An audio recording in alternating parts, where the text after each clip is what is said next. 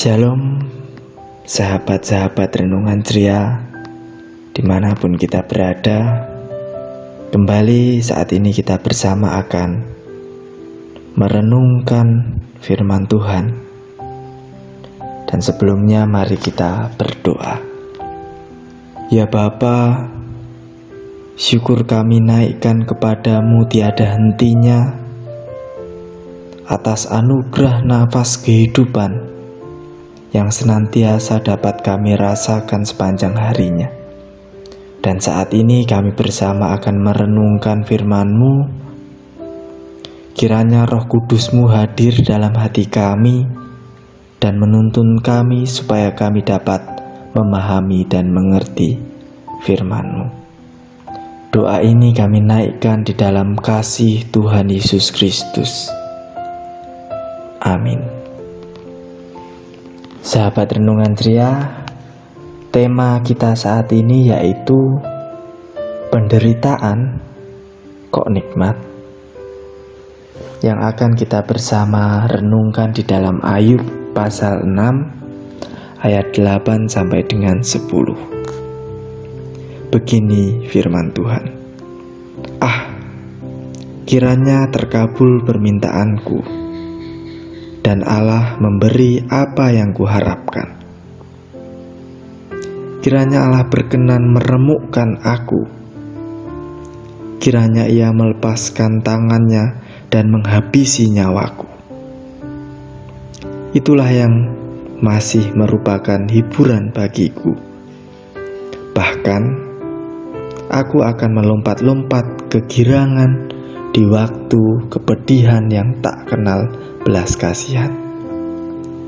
Sebab aku tidak pernah menyangkal firman yang maha kudus.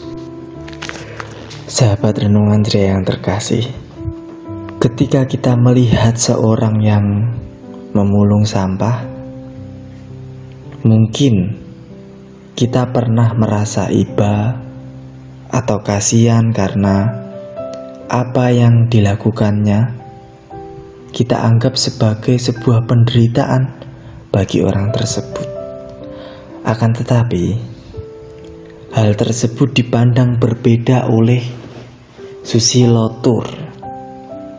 Ia adalah seorang doktor di bidang politik dan ekonomi,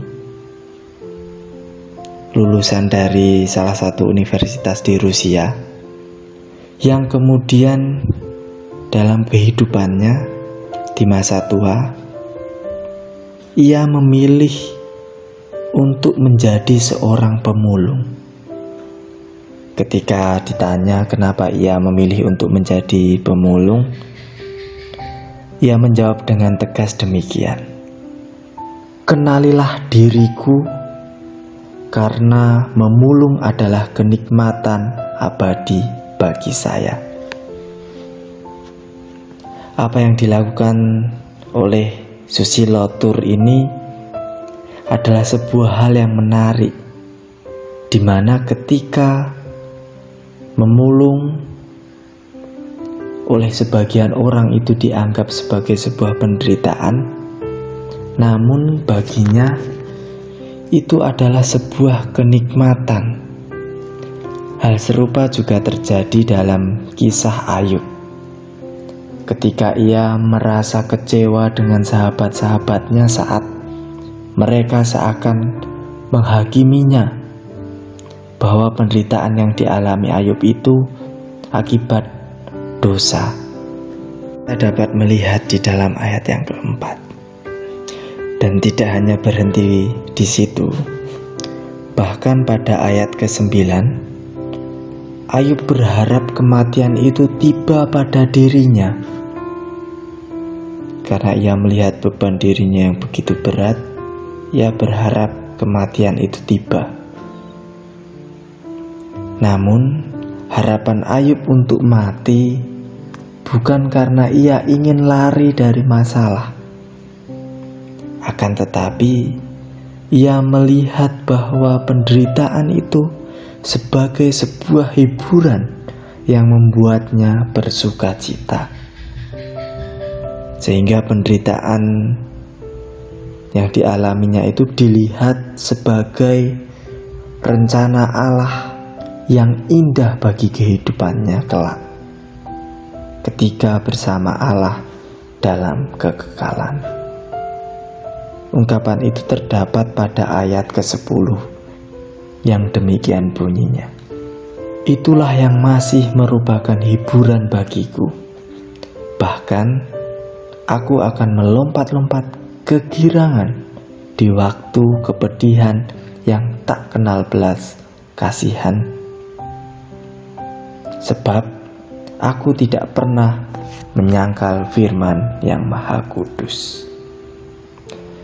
Sahabat renungan ceria yang terkasih, Ayub melihat penderitaannya sebagai bagian dari rencana Allah bagi kehidupannya, hingga ia dapat melihat penderitaan itu sebagai sebuah hiburan yang membawa pada kegirangan. Sahabat renungan ceria, mungkin selama ini kita pernah mengalami penderitaan, atau mungkin saat ini kita sedang mengalami penderitaan itu. Namun melalui perenungan ini, mari kita coba kembali melihat apa yang kita anggap penderitaan itu. Apakah keadaan menderita yang kita lihat itu sebagai sebuah penderitaan adalah benar-benar penderitaan yang sesungguhnya? Atau bisa jadi di balik penderitaan itu terdapat sebuah makna yang bisa menjadi harta karun sebagai bekal kita menapaki kehidupan yang akan datang. Selamat berefleksi, kiranya damai Allah tetap beserta kita. Amin.